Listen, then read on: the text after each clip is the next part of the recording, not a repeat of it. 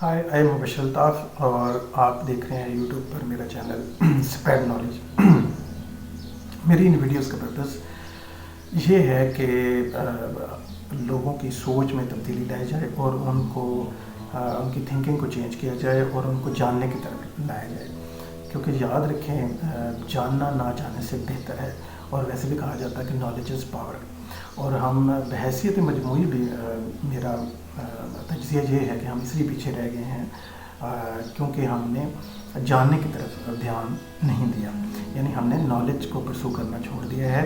اس وجہ سے آج ہم پوری دنیا میں پاکستانی اور کولیکٹیولی سارے مسلم ورلڈ جو ہے وہ بہت پیچھے ہے. تو ہمیں اپنے کھوئے ہوئے مقام کو دوبارہ پانے کے لیے ڈیفینیٹلی ہمیں نالج کی طرف جانا ہوگا.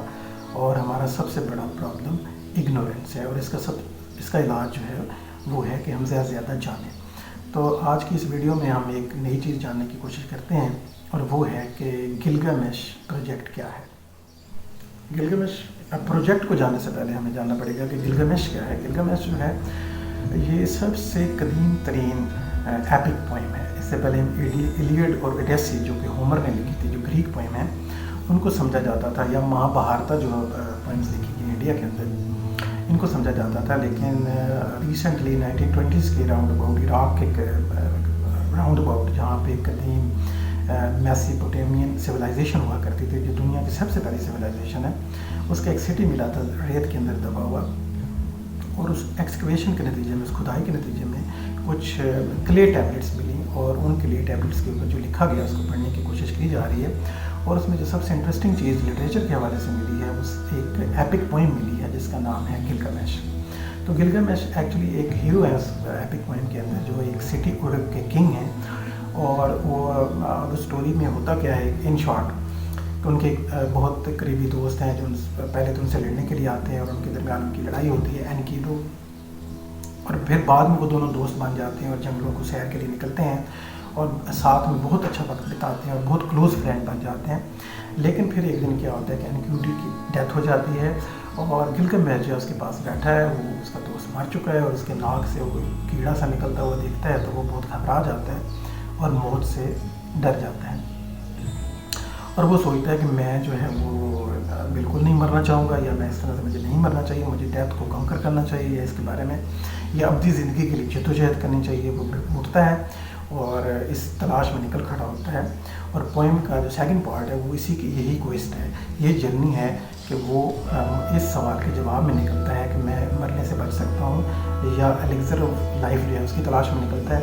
تو کرتے کرتے وہ ڈفرینٹ جو ہے مونسٹر سے لڑتا ہوا انڈر ورلڈ اس کی ساری جرنی وہ کرتا ہے. آپ اس کے لیے ڈیٹیل سے اسٹوری دیکھ سکتے ہیں.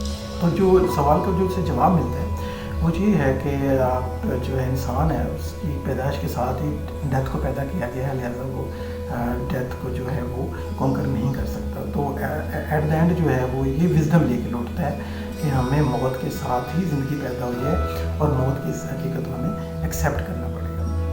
تو ہم کہہ سکتے ہیں کہ گلگامش کا جو یہ کویسٹ تھی، الیگزر آف لائف کی جو فائنڈنگ کرنے کی کوشش تھی، اس کا جو پروجیکٹ تھا آف لائف، اٹرنل لائف کا، وہ فلاپ ہو جاتا ہے، اسے چھوڑ دیتا ہے. اس سے اگر ہم آگے آ جائیں تاریخ کے اندر، جو ایجپشنز ہیں، ہم وہاں بھی دیکھتے ہیں کہ وہ بھی ان کا جو سینٹر پوائنٹ ہے وہ ڈیتھ سے بہت obsessed ہیں. ان کا جو فرعونوں کا جو سلسلہ ہے وہ سارے کے سارے وہ یہ سمجھتے تھے کہ وہ بھی ڈیفینیٹلی وہ سمجھتے تھے یا وہ چاہتے تھے کہ وہ نہ مرے. اتنی زیادہ پاور اور دولت اور سارا کچھ ہونے کے باوجود جو ہے وہ ڈیتھ ایک بہت بڑا پرابلم رہی ہے انسانوں کے لیے. اور تو کیا ہوتا تھا کہ انہوں نے بھی بہت بڑے بڑے جو پیرامڈس بنائے ہیں، اور پھر اپنی باڈی کو جو ہے سروائیو کرنے کی کوشش کی ہے. کیونکہ ان کی جو میتھیکل تھیوری تھی ان کے مطابق یہ تھا کہ اگر جو روح ہے ایک دفعہ انسان مر جاتا ہے اور اس کی باڈی کو سیف رکھا جائے تو ایک سرٹن پیریڈ کے بعد وہ روح واپس آتی ہے اور دوبارہ آپ زندہ ہو سکتے ہیں. تو اسی امید میں وہ اپنے آپ کو ممیفائی کرواتے تھے کہ جب ہم مر جائیں تو ہمیں ممیفائی کیا جائے، اور بہت بڑے بڑے جو پیرامڈس بنائے انہوں نے تاکہ وہ ایٹرنیٹی کو حاصل کر سکیں. تو یہ بھی ایک لحاظ سے ہم کہہ سکتے ہیں کہ گلگامش جو پروجیکٹ ہے وہ وہاں پہ بھی ہمیں فلاپ ہوتا نظر آتا ہے، وہاں پہ بھی پرسو بھی ہوا اور فلاپ بھی ہوتا نظر آتا ہے. تو تاریخ میں بہت سارے بادشاہوں نے اور بھی کوششیں کی ہوں گی. الیگزینڈر دی گریٹ کے بارے میں بھی کہا جاتا ہے کہ اس نے بھی کوشش کی تھی کہ وہ ایسے علاقے تک پہنچے جہاں پہ آب حیات پی لے یا کچھ ایسی کوئی چیز ڈسکور کر لے ہمیشہ کی زندگی پا لے, لیکن وہ بھی نوجوانی میں ہی ایک ملیریا یا ڈینگو فیور ہونے کی وجہ سے اس کی ڈیتھ ہو جاتی ہے. آج کے ٹائم میں بھی ماڈرن ڈے میں بھی میں آپ کو انفارم کرنا چاہتا ہوں کہ گلگامش پروجیکٹ اس وقت بھی چل رہا ہے, اور گوگل کی ایک سب کمپنی ہے. گوگل اس کو دنیا کی سب سے بڑی جائنٹ ٹیک کمپنی ہے, بہت زیادہ امیر, بہت زیادہ پیسہ ہے ان کے پاس, اور انہوں نے ایک کیلیکو ایک کمپنی جو ہے وہ لانچ کی ہے, اور وہ اس دنیا سے ڈاٹا اکٹھا کر رہی ہے, اور اس بات پہ بہت زیادہ اماؤنٹ خرچ کی جا رہی ہے, اسپینڈ کی جا رہی ہے. یعنی گلگامش پروجیکٹ جو ہے وہ ری لانچ ہو چکا ہے اس ماڈرن ڈے ورلڈ میں, اور انویسٹمنٹ ہو رہی ہے اس بات کے اوپر انسان کی عمر کو, ایج کو زیادہ سے زیادہ کیا جائے, اسے زیادہ دیر تک جوان رکھا جائے, اور اگر ہو سکے تو گلگامش پروجیکٹ جو ہے اس کو ٹین کیا جائے, یعنی ڈیتھ کو کنکر کر لیا جائے.